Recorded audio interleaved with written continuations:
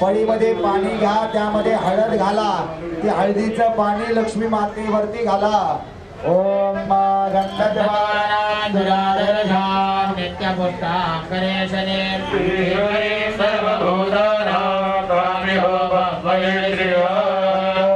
समर्पयामि महालक्ष्म्यै नमः। पुन्हा चांगले पाणी घालायचंय। सशुद्धोदक स्नानं समर्पयामि।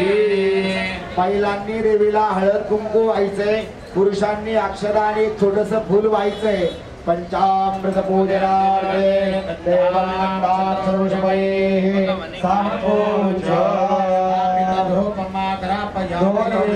छोट्या तांब्यामध्ये पाणी सोडायचं आहे।